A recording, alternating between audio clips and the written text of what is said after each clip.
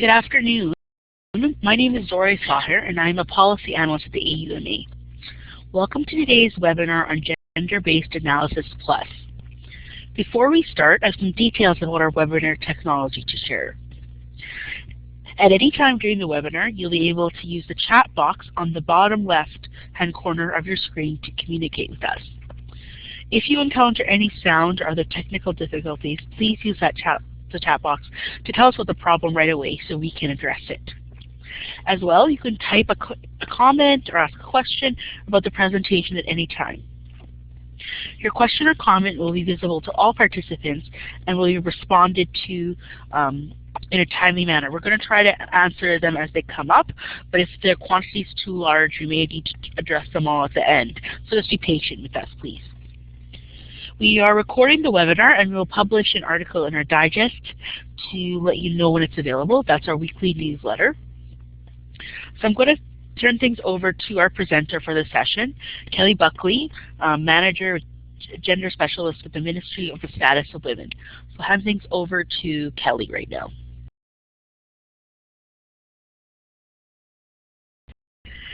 Good afternoon, everybody. Thank you, Zori and the AUMA for the invitation to deliver this webinar on Gender-Based Analysis Plus. I appreciate that opportunity. As Zori said, I'm going to be asking those of you who have joined us some questions, and so please feel free to respond in the chat box if you're interested in responding. That would be excellent. I will be trying to refer to those as we go through the presentation. I will also be pausing at various points during the presentation just to check in with participants and make sure that there are no questions of clarification that need to be asked before we move on. This is my first experience in delivering a webinar with my audience being in the ether. So if I am talking too fast or not clearly enough, please send a message to Zori in the chat box and I will try to adjust my levels as we go on. As Zori indicated, I am with the Ministry of Status of Women. This is a new ministry for the province of Alberta, but I have been working with using Gender-Based Analysis Plus, or GBA Plus, within the policy process in government since 2014. In 2014, the Canadian Centre for Policy Alternatives released a report called The Best and Worst Places to be a Woman in Canada. And as many of you know, Edmonton and Calgary did not fare well.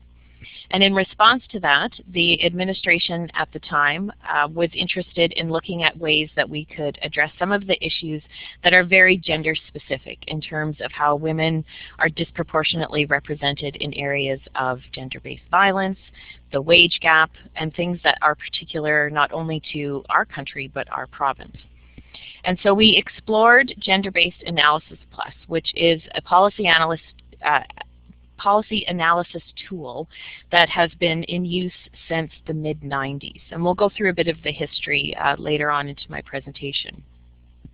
But to begin with, I'd like to ask all of you how you understand the definition of sex. Can anybody type in any answers there for me?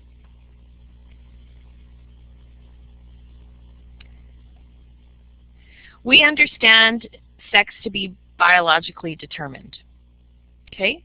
Gender, therefore, then, physical manifestation, biological features, absolutely. The easiest way to remember what sex is when we're talking about GBA Plus or issues of gender and sex is that sex is everything from the neck down. Gender, therefore, is everything from the neck up. Gender is a social construction. One of you had answered that question when we were in the warm-up phase here. And it is. It is socially constructive. It can be deep, it's pervasive, and it definitely shapes the roles of how we understand the feminine and masculine to be as expected by society. Can anybody share with me where and how we think those social constructions of gender are reinforced? Does anybody have any ideas about how those notions of what's feminine, of what's masculine get reinforced? Places where we may be where they get reinforced? The media, absolutely. The media is a huge reinforcer. The bathroom issue, the gender-neutral washroom, who has the right and ability to access washrooms with the gender they identify with, for sure. Parents, family, peers. It's completely pervasive. Laws, our government policy, education, sports, absolutely. The wedding industrial complex, I love this. I'm speaking to a whole province full of gender warriors. This is fantastic. You are all exactly correct. Religion, our workplaces, sports, school, all of those reinforce gender understandings of what we perceive to be feminine and masculine. And so it's important that when we're talking about GBA+, that we understand that it's a tool that's used to advance gender equality. So this cartoon is just an example that reinforces what you've said, that sex is what we're born with, gender is what we're given. And those roles can be reinforced through all of those structures that we identified. However, when we're talking about equality, it's also up to us to deconstruct some of those roles and to look at how we can shift the narratives and shift the understandings of what we believe to be feminine and masculine. And so I like this cartoon for that reason, that, you know, if a boy is playing with the doll, his mom says he might grow up to be then a good dad, and shifts that narrative about expectations that we have. So GBA+ is an analytical tool used to advance gender equality. It's used to assess the potential impact of policies, programs, initiatives, and legislation on diverse groups of women and men, girls and boys, to ensure equality of outcome. It looks at the relationship of gender with aspects of people's identity, such as race, ethnicity, culture, socioeconomic status, sexual orientation, disability, ability, literacy, social location, etc., etc. We often refer to this as intersectionality. So it is the intersection of those various identities that we are very interested in when we're using GBA+. We must always consider those different intersections in addition to gender when we're talking about GBA+ and how to apply this policy tool. When we look at how GBA+ is applied to an institution like government, policies and services need to be understood from the place of who benefits from those policies and who's excluded, and how different people are differently affected. It's really important that we have an understanding of who benefits from experiencing public policy and who may be excluded from that. GBA is definitely an approach. It's a critical tool of analysis. It's not a format, there's not a checkbox, there's not 3 magic questions. It's a way of critically analyzing information and making decisions based on evidence about how policy will affect different groups of people. So it's an approach, it's not a formula. I'm going to pause here and just ask if there are any questions so far with the definition of what GBA+ is.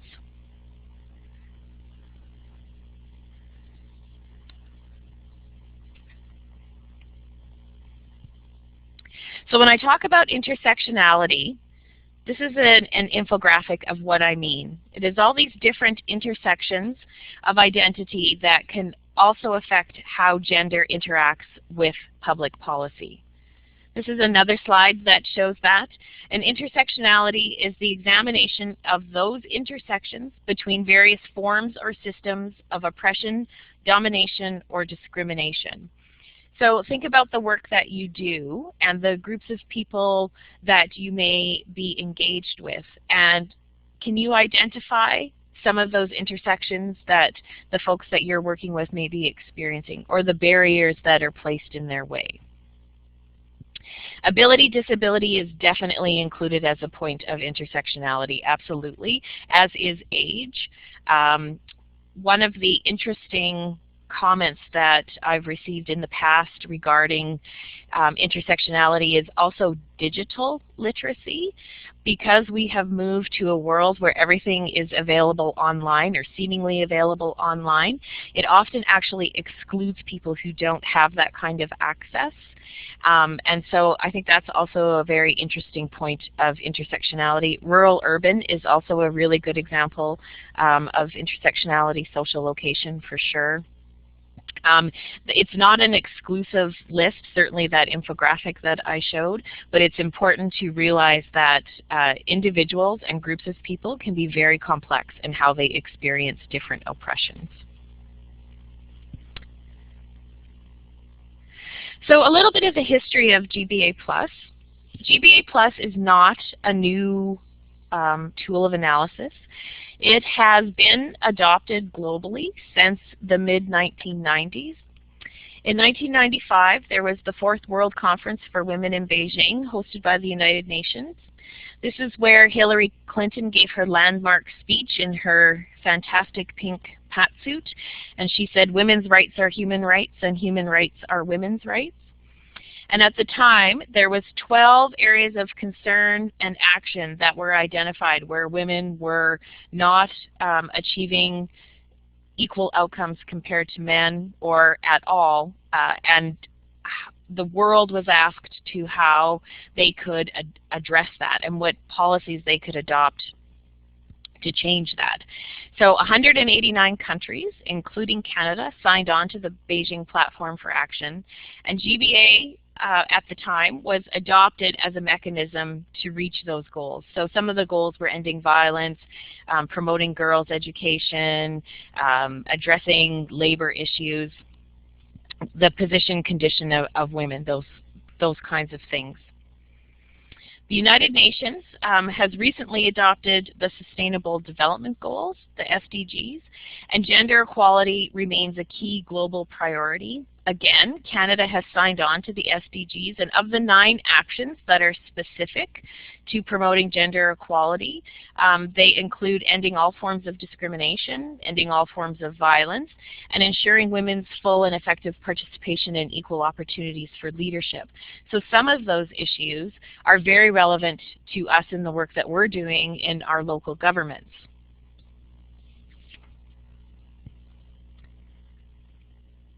So this is just a pictograph of what the gender equality goal looks like for the SDGs. There's 17 SDGs, and the head of both the United Nations, so Ban Ki-moon, and the head of UN Women have said that unless gender equality is achieved, the remainder of the SDGs will not be realized, because gender equality is a key driver for all of them in order for the Sustainable Development Goals to be met. So I think that's pretty significant. So GBA Plus in Canada has been used since 1996. Because Canada was a signatory to the Beijing Platform, Canada signed on and adopted the use of GBA in their policy development as a federal government in 1996. And very shortly after that, several provinces and territories, or PTs, also adopted it as a tool of policy analysis and development. Alberta adopted this tool in 2014, and we have slowly been advancing the training that has occurred within government, and we have been using it in our policy development processes as we've developed new frameworks and different transformative initiatives.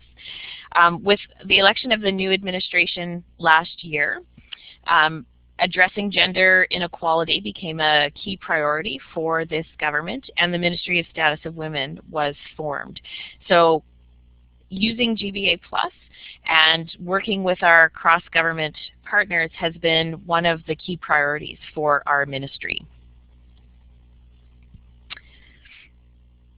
We're not alone in using GBA+. In January of this year, the Premier of New Brunswick identified that it was going to be a mandatory part of all of their policy development. It's used extensively in Quebec and the Yukon. And the federal government, following the election of a new administration last fall, has recommitted to implementing GBA+ and have dedicated new resources to advancing that tool across the federal government in its use. In about 2011, the GBA program with the federal government was updated and advanced to reflect the intersectionality of the policy analysis process, and it was rebranded as GBA+. So why GBA+ in government? When we talk about GBA+, there are many benefits for the work that we do in government. It certainly gives us a better understanding of the social and economic context of various groups of people that government engages with and serves. It can certainly improve the quality of policy advice because we're understanding how different elements of people or groups' identities can impair or affect their ability to achieve the outcomes that our programs and policies are intended. It certainly allows for the development of evidence-based policy decisions, and it can also be used to enhance our data collection. Often in government at all levels, we default to just relying on counting the number of people that participate in our programs. We don't necessarily disaggregate that data to determine who it is that is actually benefiting from our programs.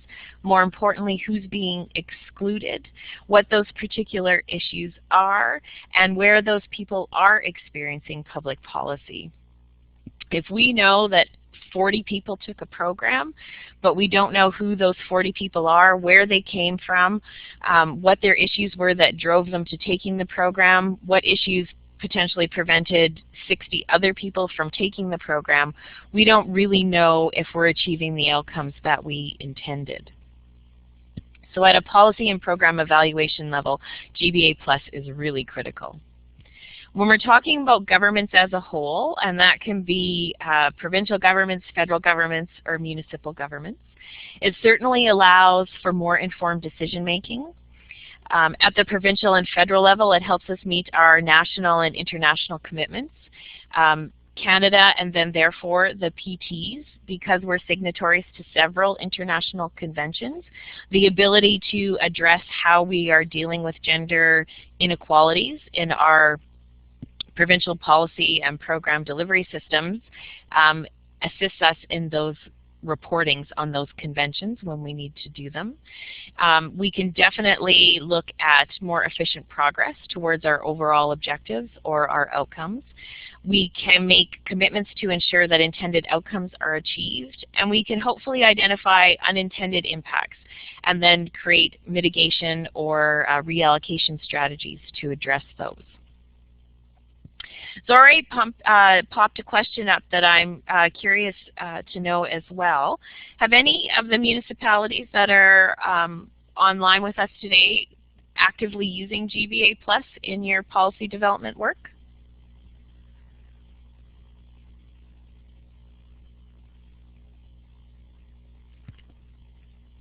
Are any of you familiar with it? I see Lethbridge is going to be commenting. Oh, Margaret, sorry, where are you from, Margaret? Could you put that in the chat box? What municipality you're from?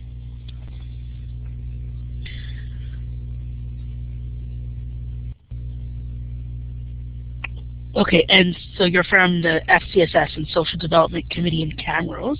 So that's good to know. And I saw Mai, and then Mai works with FCM too, so I know Mai's very familiar with it. And Kaylin, through working with the City of Edmonton, is familiar with it. It's that's great. Like, I mean, this is I just wanted to ask to get a sense of things. Okay, I'll pass things back over to Kelly. Thanks for that. It's nice to know that people are familiar with it, and I'm hoping that as it becomes more commonplace in terms of use in the provincial government and is reinforced by the federal government, that other municipalities will adopt it as well. One of the examples that I can give you about how GBA+ has affected public policy is as it relates to parental leave, the federal parental leave program. Way back in the 1940s, if you were a woman working for the Federal Public Service and got married or became pregnant, you were fired. Pregnancy was very much seen as a disease and something that impaired a woman's ability to be productive. Over the course of time, in the 70s, maternity leave was introduced. And when I started my career in government in the 90s, maternity leave was still only 6 months long. I had many, many colleagues that left work to go on maternity leave and had to come back when their babies were 5 and 6 months old.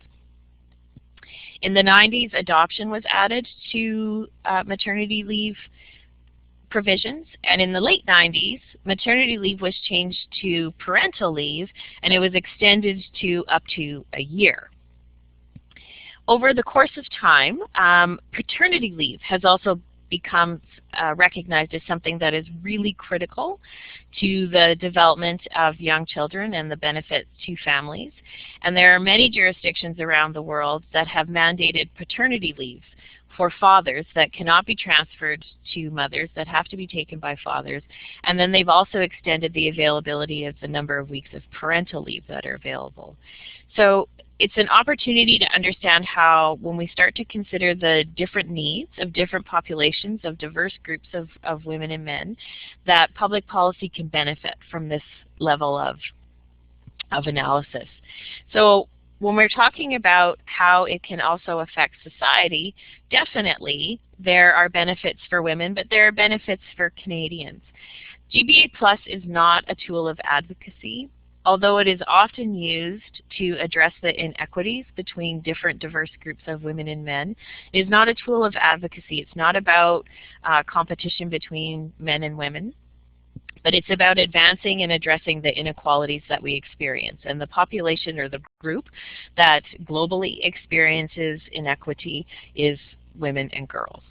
So if we're using GBA Plus in government, we can identify if additional steps are needed to enable different groups of women to benefit from policies. It provides an opportunity to revise policies that might have unintended or negative effects. We can certainly look at whether a particular policy or program has systemic barriers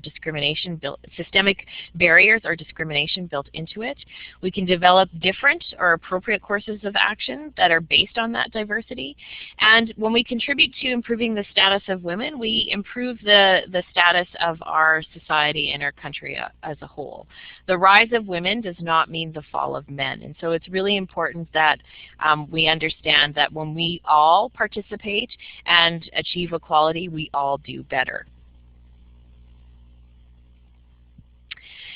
GBA Plus, though, is not without its challenges, and certainly if any of you have been following the implementation of GBA Plus at the federal government, you'll know that the Office of the Auditor General released a report on its implementation and how it's being used. And certainly one of the recommendations is better consistency in terms of application. And so that is one of our challenges too. We need to be aware that if GBA Plus isn't used comprehensively or consistently, there can be uneven application of it. The absence of disaggregated data makes it very difficult to use GBA Plus. If it's not in the development of policy options, it makes it difficult to evaluate if different diverse groups of women and men are actually achieving the outcomes we want. We definitely need a consistent champion, and I think right now this current administration is a significant champion for gender equality. Ongoing training is key. This is not the kind of tool that you can be trained on once and then never use again. It has to be a consistent reinforcing of the tool. Use of language, that's a significant challenge and a shift. Language matters, words matter, so it's really important that we be mindful of how we're talking about gender-based issues, particularly if we're confusing sex and gender. And we need to continually reevaluate and reflect on how our policies and programs are being experienced by those that they're intended for and make adjustments accordingly. We also have to be really careful that we don't rely or fall fall back onto the dichotomous position of understanding gender to only be men and women. We know that gender is fluid. We know that it exists on a continuum. And so we need to be really mindful of that plus part, that we're being intersectional in our approach and in our language, and that we understand that although GBA plus very much positions gender as one of the drivers for inequity, that it can't be privileged. It has to be done in partnership with those other intersections. Does anybody have any questions? Feel free to post them, and Zore and I will respond. One of the pieces that's really key in understanding effective use of GBA plus is understanding what equity and equality mean. Often you will see this positioned as equity versus equality, or equality versus equity, and they're set up as two schools of thought that actually are in opposition to each other. And nothing could be further from the truth. Equity cannot exist without equality, and equity is necessary for equality. The reverse is also true. Equality cannot exist without equity, and equity is necessary in order for us to realize equality. Gender equity means the fairness of treatment for people in all their diversity according to their respective needs. So it's the processes and the treatments that we need to look at to address the historical or social disadvantages that prevent diverse groups from participating fully in society. Equality, then, does not mean the same. Equality means the equal valuing of society of both the similarities and the differences, and this is really key. Equality is about difference, it's not about sameness. So the differences between diverse groups of women and men and the varying roles they play. It does not mean that all people become the same or need the same things. If we give people the same things and expect equal results, we are going to always be disappointed. Equality is neither dependent on nor constrained by sex or gender. It means that we are identifying the different needs that people have, putting in place the equity measures that are necessary for them to achieve an equality of outcome that all of us enjoy. So it's really key that we remember that equity is the process that leads to equality. We want both, we need both, and both are critical for our success both as a society and governments. Gender equality will be achieved when women and men in all their diversity participate equally in and benefit equally from political, economic, social, and cultural development, and that society values equally the different contributions they make. Okay? These two concepts do not occur in opposition to one another, and it's really important that we speak up and speak out when they're positioned that way. Does anybody have any questions about that?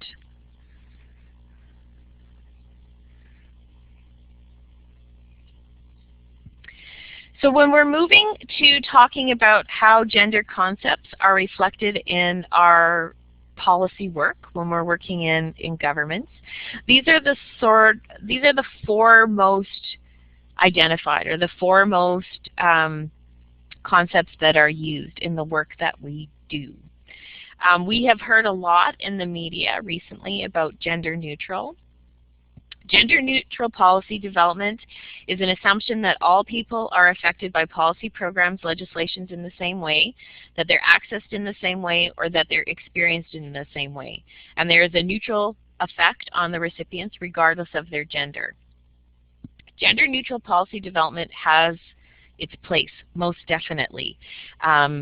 It is really important, though, that if we're developing policy from a gender-neutral place, that we have a very strong rationale for why we're doing that.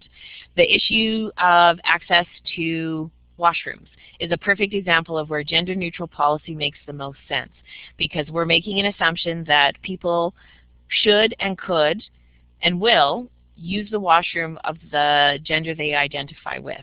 And having a gender-neutral policy and all-access policy makes sense in that situation. However, for most of the policy and data collection that we do, gender neutral isn't as helpful as these other models and concepts because it doesn't give us the opportunity to break down some of that information.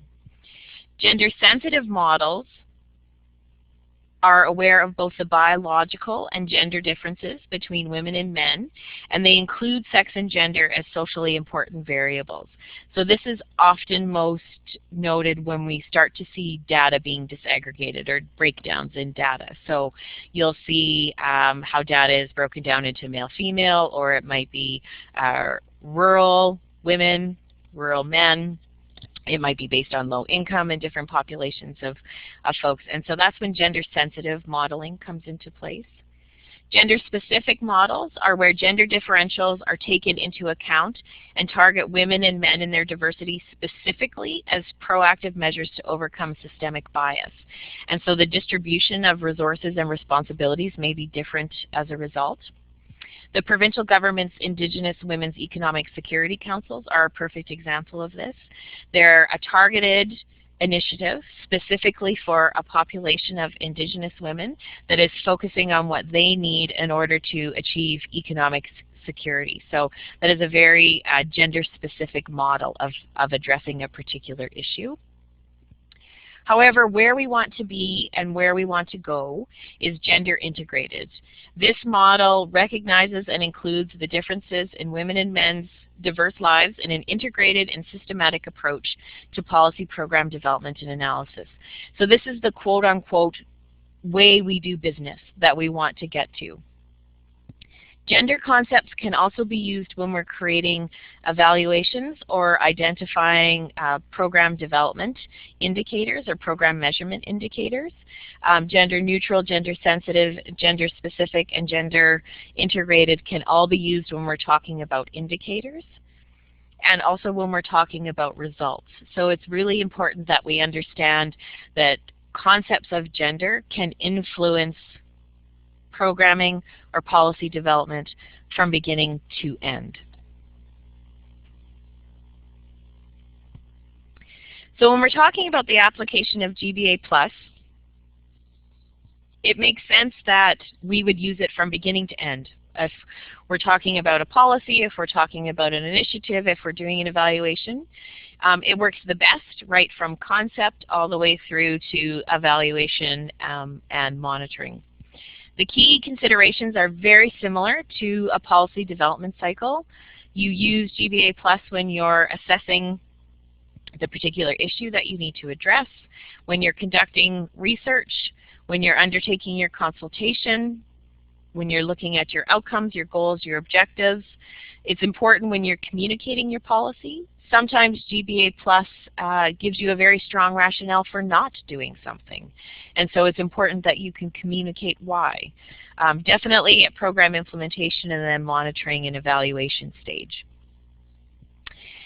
Gender analysis is important to be integrated into our daily work, and that's that model of gender integration that I was talking about. It's not about adding on a woman's component to existing interventions, nor is it about achieving gender representation. So while gender parity in key government cabinets or city councils is critical in terms of how we sort of walk our talk around gender equality, it's not the only thing that matters when we're talking about GBA+, because we want to focus on effectiveness and equality of outcome. So we need to consider questions and challenge ourselves at all stages of these policy development cycles. We need to always ask, what assumptions are we making? This is a key question. We need to ask who could be left behind. So if we have identified a policy, we've identified our outcomes, goals, and objectives, we need to ask who could be left behind.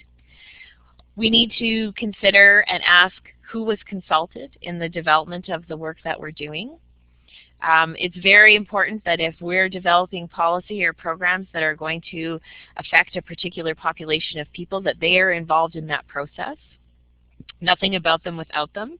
And Governments have been very good in the past at connecting with their stakeholders, with their vendors, with the folks that we have relationships with, but it's really important that we connect with the grassroots and the people that are actually experiencing our public policy. We need to identify the data we looked at and where, if there is missing data, we need to go to get it. And then we have to identify what equity measures might need to be put in place or are necessary in order for that equality of outcome. So those questions are key when we're talking about using GBA Plus in the work that we do. So I just want to quickly go through some of the Mythbusters. We've addressed some of them as the presentation has gone on, but it's important to reinforce them. Certainly women and men have achieved levels of equality in Canada, but there are significant inequities that still exist. In Alberta, the wage gap comes to top of mind in terms of an issue that is still very relevant. Our high rates of gender-based violence are also deeply concerning. So GBA Plus is critical in terms of looking at how we're developing our policy and the effects that it has on diverse groups of women and men. It's not advocacy for women. We've already talked about this. It's advocacy for any diverse group where inequality has been experienced, because it definitely looks at the development of policies and how it affects the outcomes that people are experiencing. It's not just a women and women's issues. It's important for everybody. And that's where intersectionality comes into play. It's not biased against men. It's not a competition. And it can definitely be used in all sectors. Often people don't think beyond the sort of human service or the social service sectors as an opportunity to employ GBA Plus, but it is very real and very meaningful for, say, transportation issues, for public planning, urban planning. It's key. The resource extraction industry is significantly affected by gender issues.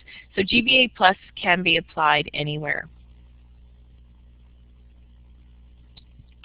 So specifically for GBA Plus and municipalities, there has been much discussion in the news recently. The Huffington Post released an article. They just printed an article the other day about cities aren't designed for women, and they should be. And there's been a lot of conversation at the urban planning tables about how to look at incorporating issues of gender into city development. I think this slide is very accurate when we're talking about how we want municipalities or governments to be successful. If you're going to leave half of your population out, you're losing out on huge opportunities, ingenuity, entrepreneurship, ideas. A whole talent pool of people is left out. So it's important that municipalities really look at how they're addressing issues of gender and diversity within their own structures. This is important because we know that women use, in air quotes, women use cities differently than men. They experience higher poverty rates. They have different housing needs. And overall, they're still responsible for the majority of housework and childcare. And in addition to that, they have unique travel behavior related to their combination of work and household responsibilities. One of the key issues that women face in cities or in public places is the issue of sexual harassment, both on the street and on public transit. And this is even more problematic for marginalized women, so women who experience a disability, who are poor, who are from ethnic and racial minorities. There's often not opportunities for different modes of transportation or different ways to access services of governments or cities, and that really limits women's participation in education, work, and social events, and can significantly impair their quality of life. So there's huge issues for gender and how people experience both living in a city and public policy. A number of municipalities have taken this issue head on and addressed it in several different ways. The City of Edmonton has created, through an order in council, the Women's Advocacy Voice of Edmonton. It was announced in 2013, and in February 2014, the committee bylaw was approved by the Edmonton City Council. Edmonton currently only has one elected city councillor that's female in the entirety of the whole council. And so the Women's Advocacy Voice is a way to ensure that the work of City Council reflects that gender lens, and that policies that are going forward are informed from that place. And they recently had a significant success with a three-pronged strategy for a zero-tolerance approach to transit harassment, and that included training for transit operators, as well as an app for people's phones that would allow them to report and get help if they were being harassed or intimidated on public transit. So that was a significant achievement for the WAVE committee in terms of addressing how a citywide policy would affect a city service delivery program and a transit program. There is also the Women in Cities project that is led out of Montreal. They work to generate and exchange knowledge on women and girls' experiences in urban environments. And then they also support the participation of women, girls, and other community actors in all processes of urban development and government. They focus a lot on action research, partnership building, and advocacy through action, research, and practice. There is the Women Transforming Cities initiative out of Vancouver. And their mission is to transform our cities to work for all women and girls through community engagement, inclusive policies, and equitable representation. They host a number of sessions throughout the years, a number of cafes to talk about different issues that are affecting how diverse groups of women and girls are quote-unquote using the city. And they really work to promote girls to be engaged as decision makers, as elected officials, workers, planners, mothers, and informed citizens to transform their city to be more equitable and democratic for all. This group was very key in the work of the Up for Debate platform that was held prior to the federal election last fall. Women Transforming Cities was one of the key partners in that work. Then there's the City for All Women initiative, and there's a number of cities beyond what's on the screen here that were shown, but the City of Ottawa, the City of Toronto, mentioned the City of Vancouver. There's several more that have adopted really specific gender-based either initiatives or programs or committees to inform the work that they're doing both internally as organizations, as city governments, but also externally in terms of how they're promoting the work of the city and gathering feedback for the city. Leadership is one of the key elements. Equal Voice across the country is very interested in working with women to get them involved in the democratic process at all levels, whether it be on school boards all the way up to municipal and provincial government positions, federal positions. And then there's also funding available. The Status of Women Canada has in the past provided funding to FCM to promote women in municipal governments and to create opportunities, learning opportunities for women to explore those opportunities and have more of a presence and more of a voice in terms of participating in city life.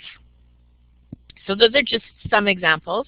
It's certainly not an exhaustive list. I'm hoping that our participants from around the province have other examples of different things that their governments are doing, either through initiatives or bylaws or different partnerships that they've formed. If anybody has anything that they want to identify or promote, you could certainly type that in and Zore will share it with everybody. I will recommend very strongly the online GBA Plus course that's been developed by the Status of Women Canada. It was updated a couple of years ago, and they're in the process of updating it again with new examples. It is an excellent foundation course for GBA Plus. We worked, as in the Government of Alberta, worked with Status of Women Canada and the Centre for Intercultural Learning when we developed our training packages. And certainly this presentation is based off of the material that Status of Women Canada uses for GBA+. But this course is excellent. It's 7 modules long. And there's mini tests at the end of each module to make sure that you're understanding the concepts as they're presented. And it takes about 2.5 hours to do, depending on how fast you read. And there is a certificate that's available at the end. And for those of you that require professional development credits, that certificate can count for that. But I highly recommend it, particularly if GBA Plus has not been adopted formally by your organization. It's a way that you can begin to do your work yourself through that lens and start to affect and inform policy development or decisions that are being made. So if you can't click off of it from that link, if you just Google Status of Women GBA Plus course, the link also pops right up. So that is the end of my formal presentation, but I am more than happy to respond to questions, take questions now. Both Zore and I will monitor the questions and try to respond to as many as we can. I believe we have until 3:30, right? So we should have lots of time for questions or different interactions or ideas that you may have. I saw that Zore posted a question there about anybody using this in their municipalities, and I know some of you were aware, but perhaps now that you've had time to think about it, you can recognize an initiative where you've been using it, and I'd be very interested to hear if you've had any successes. So I will turn it over to the chat board and wait to hear from you folks. So as Kelly mentioned, we have a lot of time for questions, so I will be reading them. If you need a couple of minutes to compose them, take your time. We have a lot of time here. So are there any questions from the participants? Maybe while we're waiting for questions, I'll tell you about a couple things that are coming up. We are as the AUMA convention this year is taking place in Edmonton from October 3rd to 5th. There will be a session on GBA+, and we're in the process of organizing that. So if you are attending the convention or members of your council are attending the convention, make sure to flag that for them. We're in the process of putting that together. I'm also working on another project right now where I'm looking for if anyone has a council that has gender parity. That would be great if you got in touch with me, because we're looking for people from those councils. Okay, so see, Margaret has a question, so we're just going to coming up. I can see her typing it, so we'll just wait for that question. Also, a recording of this webinar will be made available soon, and it will be on our YouTube channel, and I'll send it out to the participants of this webinar, and it will also go out in the weekly digest along with the slides. And I see Mai has something coming too, so we'll go and we'll go look there and see. We're just waiting for them to come up. Okay, so so Margaret's question is, how can we access this information to create a presentation to our council and administration? And I'll hand that over to Kelly. Thanks for that question. I appreciate that, Margaret. I would strongly recommend that if you want to do a presentation to your own council and administration about the use of GBA+, that you encourage people to do the online course. And if you want to talk further about advocating integrating GBA+ into your local planning, we can certainly work with you about crafting that kind of presentation. I think you can still see the slide that has the Status of Women email up there. You can certainly get in touch with us, and we can work with you to develop a presentation that would strengthen your position about using GBA+ for the kind of work that you want to do with your governments. So we have a question, thanks for that. So we have a question from Mai, and Mai works with FCM, the Federation of Canadian Municipalities. So Mai has a question kind of similar. She's looking to train her standing committee regional champions on how to use GBA Plus, and who would she get in touch with about this? There are a number of GBA Plus let's say that again. There are a number of organizations and nonprofit communities that are familiar with GBA Plus because it has been a tool of analysis that has been around for almost 30 years. So we are certainly at the GOA and Ministry of Status of Women one opportunity to reach out. There are a number of private consultants that are available that also do training on GBA Plus, and then a number of community organizations that have accessed funding from different federal departments that are familiar with GBA Plus. But you could certainly reach out to us, and depending on where you are, we could either help identify somebody for you that could use GBA Plus, or we could talk about your particular training needs and what we might be able to offer you in that regard. Okay, so I see there's another question coming from Margaret. Oh, Margaret, here we go. Thanks. Could we have a session at FCSSA conference? I think there's some FCS directors here, and I see opportunities to promote via FCSS and FCSSA. If you review these slides, I could share with the FCS people. I actually can talk about this one too. Is that I'm quite familiar with this provincial association, and I can flag this for them, the executive director of FCSSA, and let her know that there was interest for this for the upcoming convention, and their convention takes place in November. So feel free to pass this on, and I will for sure, and I'll send a note off to the provincial association, letting them know there's interest. So City of Lethbridge has a question. Is there any funding available from the Provincial Status of Women Ministry to deliver training in communities? That's a good question, and thank you for that. At this point in time, it has been our staff that have gone out to various conferences or locations to deliver training, and for the time being that would be what we could offer communities, is to continue accessibility to our staff to do that. However, your question is very important, and I'm going to note it because that may be an opportunity for our ministry to explore a way of engaging with community too, is looking at perhaps a training partnership or different opportunities in that regard. So thank you for that question. Regarding all the comments about training, that's to stress again too that we are doing a session at our convention. So if you have members of your council attending, I'll be encouraged to attend. The session will be on October 4th. I don't have the time in front of me. I believe it's the afternoon, but yeah, so we're going to be putting that together with the province and the federal government.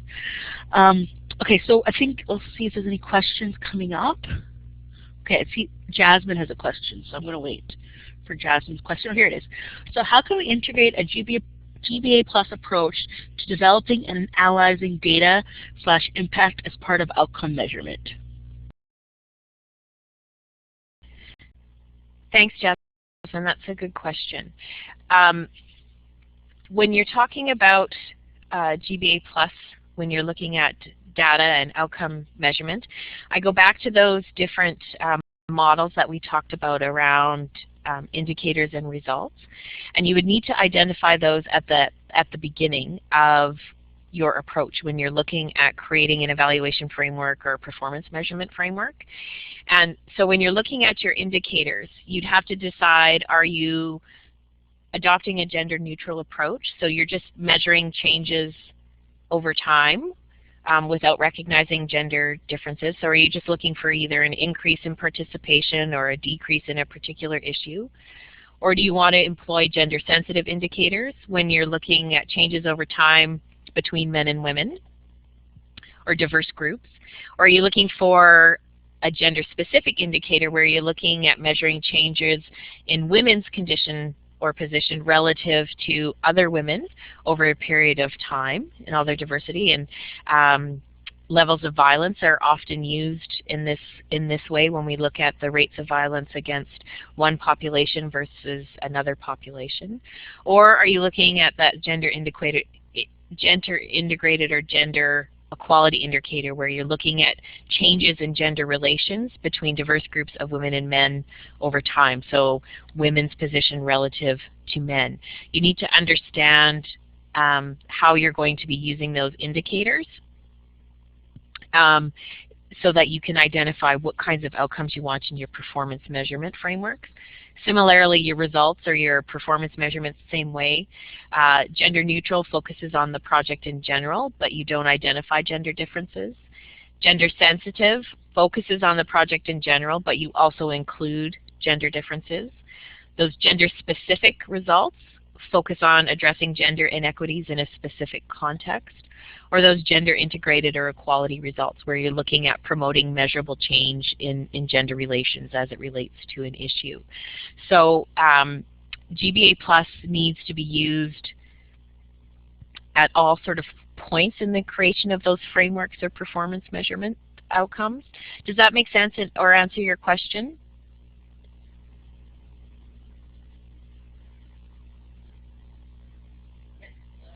Yes, it does.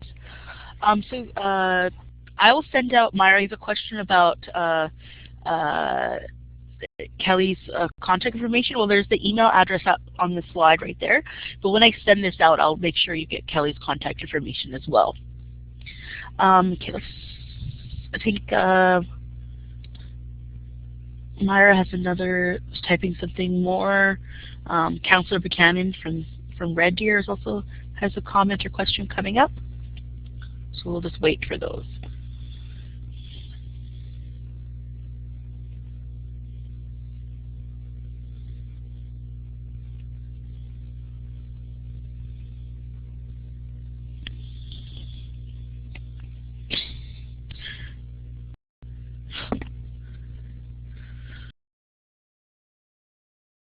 Information there, and I'll make sure you get the slideshow and you'll get a recording in the next 2 days for sure.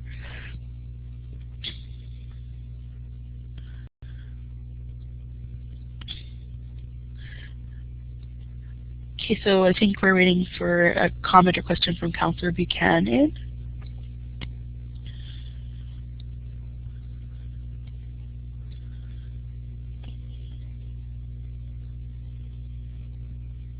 While we're waiting for that question, I'll tell you about a couple other things. So we have a couple webinars coming up next week. There's another one on age-friendly transportation that is taking place on Monday, and a webinar on Tuesday on records management.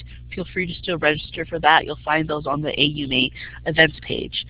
So from Councillor Buchanan, this tool is in place for 30 years and is still being worked on. When will we know we have gotten to the places we want to be? That's an excellent question.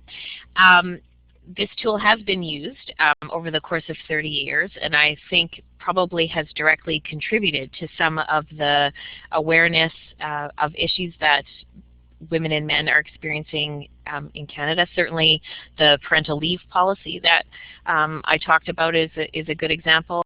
How we understand cardiac health is another example. Often many interventions for specific health issues were only ever understood, tested, and evaluated on men. It wasn't until gender-based analysis started being used that there was a recognition that women's health experienced different diseases and issues in different ways.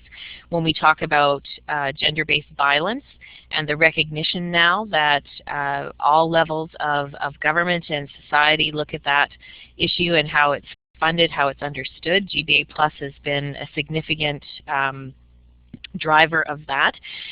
When we get to the place where we want to be, I suppose, is when we've realized full gender equality, and we just look to the media almost every day and we can see that we are not there yet. Men, all of us, boys, youth, children, women, girls, we all have a significant responsibility in being partners in achieving equality, and so we need to work together on that. As long as issues like violence, like a wage gap, like differing rates of graduation in both secondary and post-secondary institutions still persist, issues of colonization for our indigenous populations, until those issues are addressed, we will continue to need to employ this tool of analysis in all of our public policy development and work.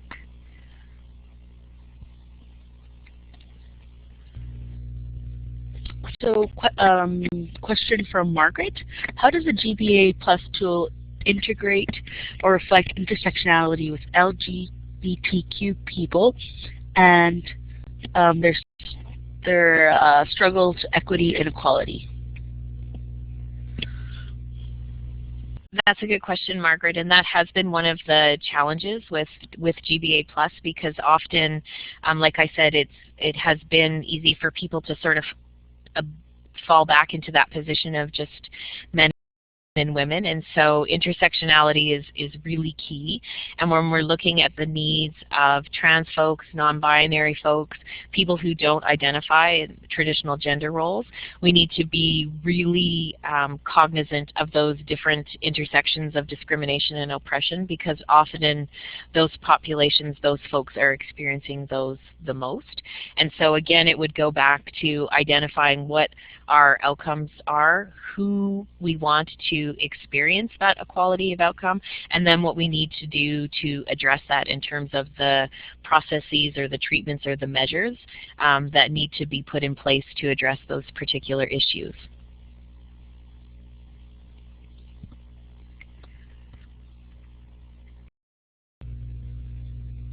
So, still opportunity to ask some questions.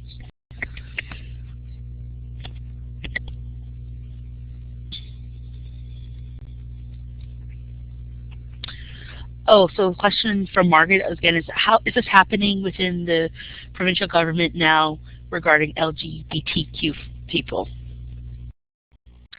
It was a definite consideration in how the human rights legislation for Alberta was reimagined and the rights for trans folks were included.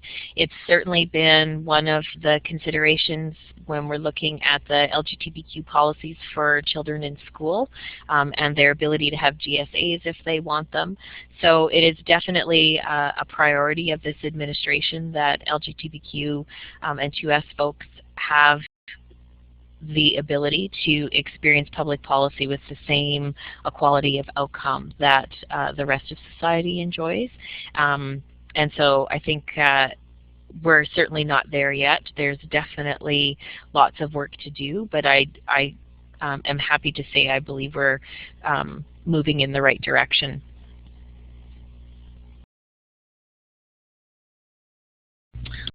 Question from City of Lethbridge. How does your work link with the review and implementation with the UNDRIP? I can never pronounce that word. Anyway, so I'll pass that over to Kelly. The UN Declaration for the Rights of Indigenous Peoples is a key piece of work, and because this government has committed to adopting and looking at the principles, GBA Plus is being used for the entire review of that process. Our ministry is working hand in glove with the different lead ministries that are looking at implementing the principles in the United Nations Declaration. So GBA Plus is critical to the success of that and is one of the key considerations when we are talking at a government level about how that work and that declaration will be implemented. So very good question, and yeah, it's GBA Plus is being applied to how government is going to be looking at the implementation of the UN DEC.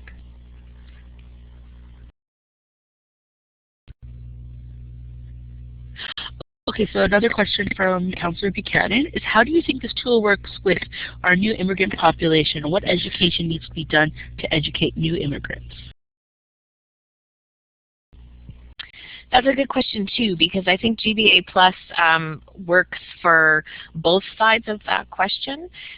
One, it helps those of us that are in governments or service providers or creating policies to work with newcomer populations. It helps us to understand the different complexities with which they may be arriving to our communities with and their particular needs and issues that may affect their ability to access services.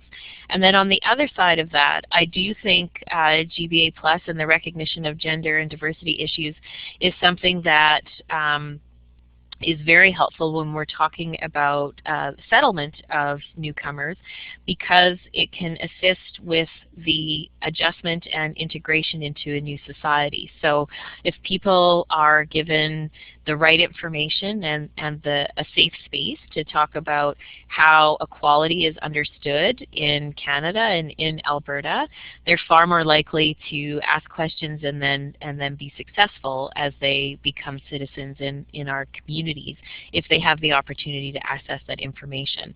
I know many of the settlement agencies across the province are working very closely with their communities and governments to make sure that not only are they addressing the needs of their newcomer populations, but specifically the needs of newcomer women, and that they're doing as much as they can in the orientations and in the ELL, or the English Language Learner classes, as possible. So it definitely has a role, because I think it would help not only host communities, but newcomers to be as successful as possible. So we have an interesting question about the MGA. I don't know if, Kelly, if you wanted the Municipal Government Act review. So it was the first reading of the first draft of the MGA was tabled last week. So at AUMA, they've been really focused on analyzing that, and it doesn't have a GBA Plus element as far as I'm aware. I mean, that is something definitely to consider. That's not an official AUMA position or anything like that. There are these MGA regional sessions that are taking place. It's MGA, so the roadshow that the province is doing, and I think when you have when you do talk to the province, you can bring this up, and if it's something that you want to think that should be a priority of the AUMA submission, feel free to talk to me more about that. And currently there is no GBA Plus in the first version, but AUMA will be submitting our feedback at the end of July, so there's opportunity to influence that. Let's see if there's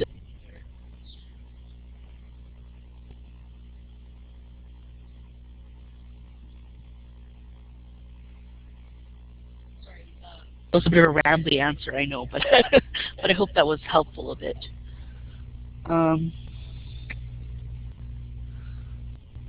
Looking for more questions. Give a couple minutes for you to type them up.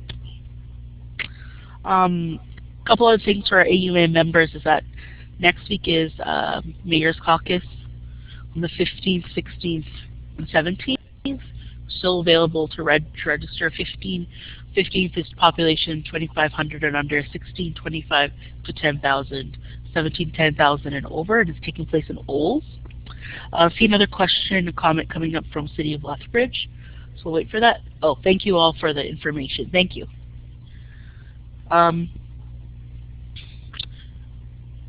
So we will wait a couple more minutes for our questions, because we're scheduled to be here till 3:30. And if not, we'll just sign off a bit early. Speaking about the MGA, we have put up a new web page on the AUMA website about some MGA resources, talks about our various speaking points and that type of thing. So feel free to go there and find out more about the upcoming review and AUMA's perspective on it. I'll just wait another minute to see if there's any other questions. See that a bunch of people are leaving, so.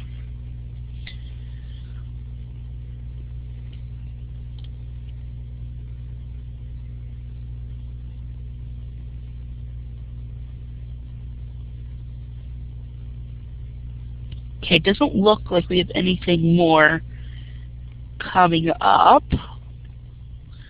So with that, I'm going to thank Kelly um, from SAS Lumen for this presentation. And thank you, all of you, for attending and listening. As I mentioned, if you are attending the AUMA conference in October, watch for the session and make sure you register and come and have a discussion on this topic, and encourage members of your council to do so. Yeah, so again, thank you. Oh, what's that? Margaret, I think, is another question or comment. Oh, yes. Oh, thank you so much. I look forward to getting the slides and sharing with the colleagues to follow up this locally. So yeah, I'll be sending out the slides as well as the webinar recording. Thanks, Jasmine. Okay, well, thank you, everyone. Have a great rest of your day, and thanks for taking some time to learn about GBA+.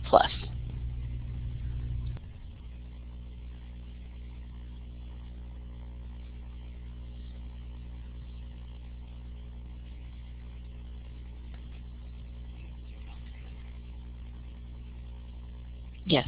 Oh, no, it isn't.